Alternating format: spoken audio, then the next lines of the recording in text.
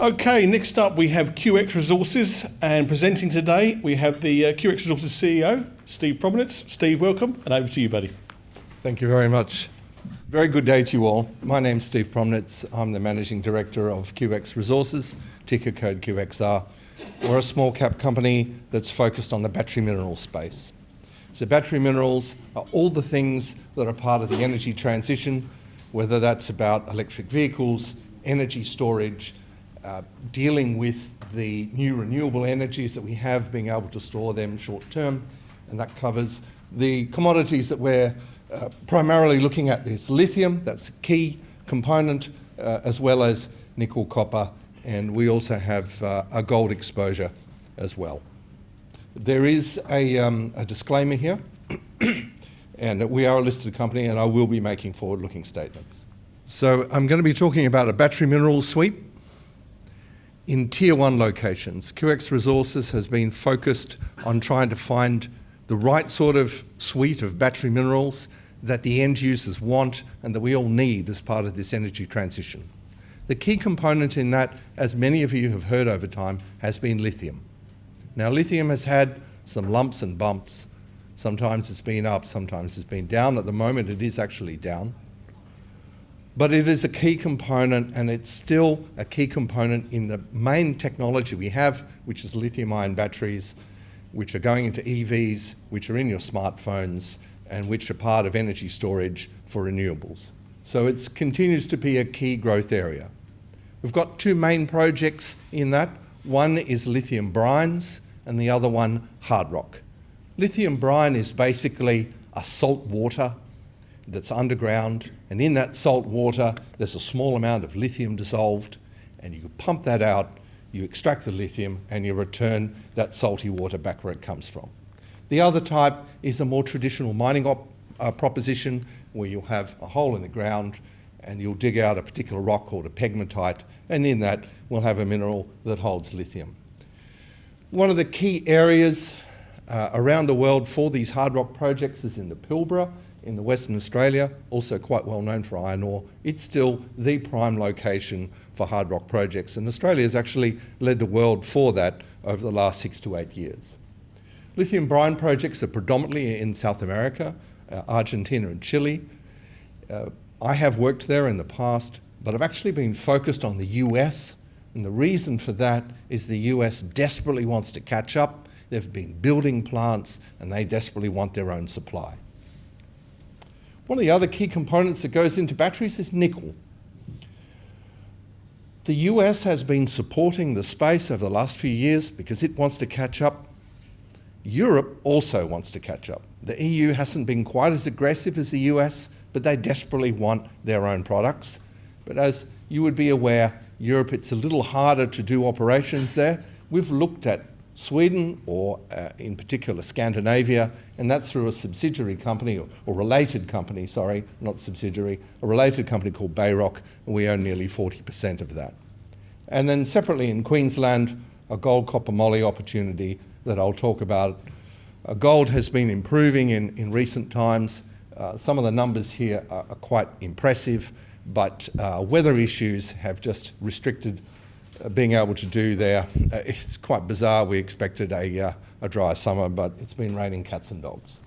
All right, quick corporate snapshot. Market cap of about 18 million. It varies sort of between 10 or 25 million, in that sort of range. Cash position of $2 million at the end of December.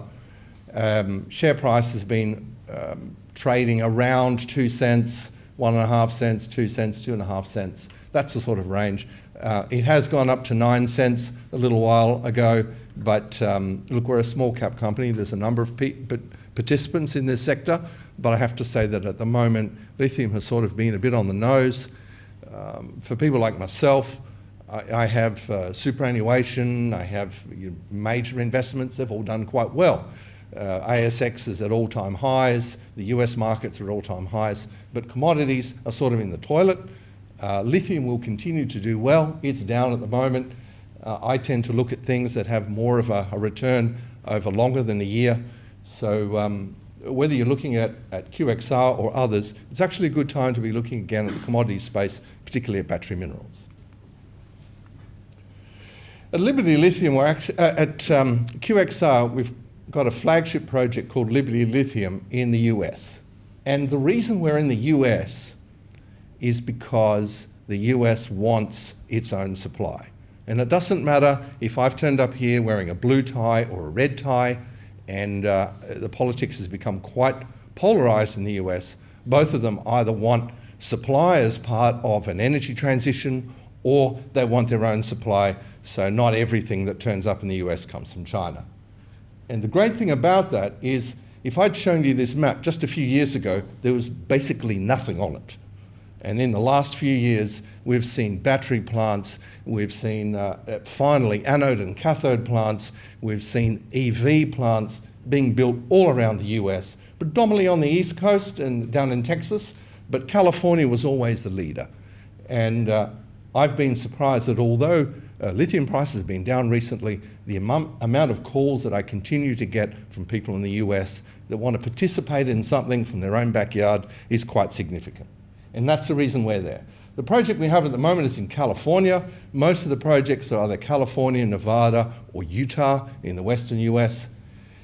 If you look at this sort of photo, that occurs anywhere. You'll see these salt lakes, and it's really what happens underneath, whether it's 100 meters or 400 meters underneath this salty water that has lithium dissolved. This hasn't been drilled before. We've been in there with a very large project, over 25,000 acres, and it's a lookalike for a project just across the border in Nevada. Don't get too worried about what these images look like, but essentially you've got geophysics that shows it's a deep basin. You've got to have some lithium numbers at the surface to actually go and look. But then you go and drill beneath, and you're looking for specific aquifers that have lithium dissolved in the salt water. Then you want to make certain it's the right sort of grade, that you can pump it out and develop these sorts of projects. They do take a while, but the great thing about lithium brines is that with relatively few holes in a new area, you can put together a huge resource very quickly. So you're not talking about drilling 50 or 100 holes to define a resource. It's normally more like 6 to 10. We've been drilling here in December through to February. At the moment, we're waiting for some results, and somewhere in the next few weeks, I'll be announcing those. It's a great place to be. Infrastructure, operations. Honestly, I have worked in the past in South America, and you come to the US, literally everything's there. You can be in the back blocks of Nevada or California, and you can be on the phone, and things turn up the next day or the day after. It's really quite remarkable. And so our timeline here is I should have some results in the next few weeks. If they're positive, we'll drill another couple of holes. We'll be doing test work about how to develop these. We've already got a partner who wants to engage with us, and others that are queued up. And if that works well, we would move to an initial resource target in the end part of this year. Separately, we're also in the Pilbara of WA. These projects tend to develop more quickly. Once you find one, you can drill them and bring them to market quite quickly. We're in the heart of the Pilbara. One of our projects, Turner River, has had some great numbers at surface, and when the temperature comes down enough so you can actually breathe, we'll be doing some more sampling out here. It's been quite amusing that where we were in California, it never rains except when it does, so we've had heaps of rain there, and here in the Pilbara it's been astronomical temperatures, so as soon as it cools down, we'll be doing some further test work at Turner River and hope to turn that into a project quickly. In central Queensland, it's also been raining cats and dogs, and this is now the second year. It's really made it quite difficult to come back here and do some work, but we've got a lookalike for porphyry copper that you would go and look for in very well-known districts in South America, where I've worked in the past, or in the US. But we also have a lovely looking gold project, some very good numbers at surface. We've been desperate to get out here and drill this thing. It's an extension of a potential extension of a nearby gold deposit, which already has 500,000 ounces in it. Some very good numbers at surface. I worked on these sorts of projects going back now 20 years ago, and They're subtle, they're not easy to find, but once you get onto them, they develop very quickly into something that's easy to develop and very high grade. So we're hoping to actually do some drilling here in the coming months. Somewhat serendipitously, while we were looking for lithium, we actually came across some outstanding iron ore numbers. We'll be doing some further sampling here. This will probably be something that we'll do some further work on and then joint venture or sell to someone else. Iron ore isn't our core thing, but the numbers here have been very good over a very large area, and iron ore has been the Pilbara's great export. And then separately in Sweden, with our associated company Bayrock, which we own 39%, we've been looking at moving this along. Nickel has also been not a key focus of investors recently because nickel prices have come off. But I have to say that Scandinavia is a great place to work in Europe. The EU has said we'd love to see battery minerals in the EU, but most of it is not in my backyard. And when you look around Europe, there really are only a few spots to go. There's a couple of spots in Spain and Portugal, some parts of northern Scandinavia, and then you've really got to go across to a couple of spots in Eastern Europe and Turkey. It's interesting that Sweden and the north of Finland have been mining destinations now for more than 100 years. So we're hoping that these projects go well. These next couple of slides just show some of the numbers that we've seen in the past. When you're going to put these things together, it's very important to have people who've done it before. For myself, I've worked in both exploration, project development, and getting projects going in operations, either for energy firms or resource firms, for more than 3 decades. In between, I've also worked for banks and for corporate finance firms in both equity and debt advisory. Morris, our executive chairman, has been in the investment market now for 30 years. Roger has worked on most different commodities around Australia. He's also the chairman of a fairly successful gold developer at the moment. And Dan is the company secretary of a number of different companies, as well as the chairman in his own right. So it's a small board. You don't want to be spending too much money on running things, but experienced. So key takeaways: battery minerals. This is a sector that will continue to be in demand. The sector is a little on the nose at the moment, so it's actually a good time to be looking in your own portfolios as to something that could do a little better than 10%, a number of times growth. The last company I ran, I was fortunate in being one of the top 3 performers for 3 years running in the ASX. It grew from $1 million to more than $2 billion market value. I'm not saying the same thing is going to happen here, but if you get a 10 times growth, that's always a good return on your money. The projects have scale and they're in tier 1 locations. The catalysts you're going to see are our results, which will either be very good to start with, or will show that we need to drill 1 or 2 holes nearby. We're expecting those in the next few weeks. It's going to be latter part of Q2 when we can get out and show some extensions on our hard rock projects. And if I can get to drilling some of these gold projects, it's an entirely different thing. But gold is actually coming back. It's back above $2,000 an ounce, and some numbers there could actually move that project along and develop some value as well. That's my email address and our website. This presentation is going to be uploaded on the website today, and we'll also circulate it to you all. So thank you very much for your attention, and would welcome any questions. Thanks, Steve. Any questions from the room? A couple that have come through. A question came here, Steve. How does the Liberty project compare to some of the other US lithium projects from a geological and size perspective? So I had the good fortune of working on lithium brine projects for about 6 or 7 years in South America. And because that's where most of them are, you get a good chance to have a look at what good ones look like and what others look like. I was fortunate in my last company to have a virgin project that has now turned into one of the 3 largest projects in South America. With that background, I was able to then look at a number of projects in the US. As I mentioned, I wanted to find one in the US because that's where the demand really is. They'd like to get their own local supply. There are a number of lithium brine projects in California, Nevada, Utah, but you've got to look at them and go, do they have the scale? Do they have some numbers that go with it? Is there access to water? How could we develop it? Is there infrastructure here? What is the permitting process? Those sorts of things, because you really got to think about the end and then work out how we get there. So what stands out well with Liberty Lithium is it's got the scale, first of all, not just the tenement area, but also the basin itself has the look of something significant.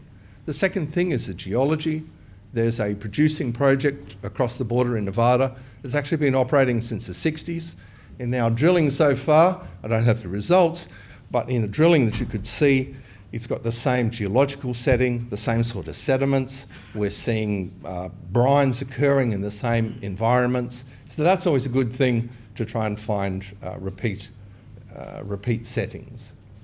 There are a number of what we call lithium clay projects in the US, and some of those are being developed. That's not my core skill. And there are a number of companies producing, developing projects, but I think for a lithium brine project, this one actually stands up very well. And Steve, obviously early stage exploration in lithium, but your previous experience at your other shop, you developed relationships for with offtake and OEMs. It's fair to say, as the results come in, that you'll be able to obviously utilise those and help fund the project, through that period. Indeed, we've signed a letter of intent with one company that's developing a project in Oklahoma. They're setting up a whole plant to take various different lithium products and turn them into things that can go into batteries. They pretty much jumped the gun rather than waiting for results. They want to get involved. We've had others that are operating in the US. Some of them are from East Asia, and they have their subsidiaries operating in the US, also quite keen. And then last of all, US investors are quite keen to see development in the US. So it's been fortunate that I've spoken to a number of these people in the past, and although past performance isn't necessarily a guide for future performance, it always helps with the contacts. And there's a question here. Obviously, you've got a number of projects that you're working with at the moment. You talked about the gold project and the gold price being where it is. Could that be seen as a funding pathway for you? Get some drill holes in there, and sell that on to help fund the lithium projects? Well, the advantage of the gold project I showed you is one of the largest gold companies in the world, Newmont, is actually joint ventured with the company that's right next door to us. And having big boys in the same area is always a good sign. So if we can get the right sort of numbers there, that project would also assist in future development. One of the advantages of QXR is it's not wedded to one project. It's actually has a history of acquiring projects and then turning them over once you've generated some shareholder value, and keep the money going into something that's actually going to increase value for the shareholders. And a couple of questions came in. They're keen to get your comments and views, what you're seeing in the lithium markets, and what you think the outlook are for lithium prices over the short and medium term. Right, for those of you that are unfamiliar with the lithium sector, if I go back to 2015, 2016, lithium prices, it was essentially an industrial mineral. So they were priced $3,000, $5,000, $6,000 a tonne. Then we had an increase in pricing, and it went to about $10,000, $12,000, $13,000 a tonne during COVID, in late 2020. Then we had a rush of blood, and suddenly the pricing went to $40,000, $50,000, $60,000, $80,000 a tonne. And most of us in the industry thought that probably wasn't sustainable, that it would come back at some stage. In the last few months, it's done that. It's come back down to $20,000, $25,000 a tonne, that sort of range. Interestingly, at around $25,000 a tonne, most of the projects at the lower cost end of the scale can actually turn a dollar. But it's not an incentive to go and look for more of it. So if you've already got a project that you're developing, and then as prices pick up, you tend to both attract investors and also off-takers to that project because you're already on the way. I suspect that lithium pricing will improve a little in the medium term, but just to incentivise the market to go and find some more. I don't know if you're that familiar with how trading works, but there's always been this motto that you buy the rumour and sell the fact. And essentially, it's sort of, people get excited about something, things move on, and then afterwards, perhaps that's not the case. So in recent times, we've had people getting on the other side of the trade, going, this is a dog, things are going down, it drives pricing down, and so it tends to go past what's reasonable. We've now gone past the point that's reasonable because projects are closing, they're not getting developed. So we suspect that in the near to medium term, I don't know if that's 3 months or 15 months, but in that sort of range, we're going to start to see this whole sector picking up again. So have a look at the lithium sector. I think it'll actually perform reasonably well. Why? Because the demand is still there. Thank you. And there was a couple of questions that came in talking about in regards to permitting in the US. It can take time. Any update for us where you are on that front? Yeah, pretty much anywhere in the world, permitting is an issue that occupies a lot of time for people in the resources sector. Whether it's mining, whether it's these brines, which isn't actually mining, it's water processing, if it's gas, oil and gas, all of these things take time. The US has historically been quite tricky with the permitting process. And California in particular is not where you would normally go if you wanted things done quickly. However, I've found in my dealings there that because it's in this whole energy transition, they're quite keen. You go across the border into Nevada, it's actually a mining destination. But again, they say, as long as you don't touch our fresh water, we're very keen to see development. It's sort of halfway in between in Utah, but it's on a state-by-state basis. Here in Australia, things get developed very easily in Western Australia. They take a little bit longer in Queensland and quite a bit longer everywhere else. So it's a bit like that.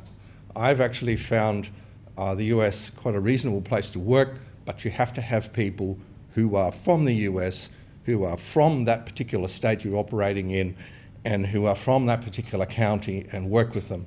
And that's the same if you're in any country in South America or any place in Europe. It's just part of how you do things. But thinking about what you want at the end and doing that as early as possible is the way to concertina a timeline for permitting. And just one last question here, Steve. You touched on this in your presentation, and there's been a lot in the press recently that these global weather patterns, bizarre extremes of conditions, particularly heavy rainfall, have affected a lot of projects globally, and clearly you've highlighted, it's affected you. This seems to be a growing problem. Do you see that continuing? Yeah, there's two basic issues across the whole resources sector. One is the complete unpredictability of what's going to happen, so it affects your work plan, and the other is the cost of doing everything.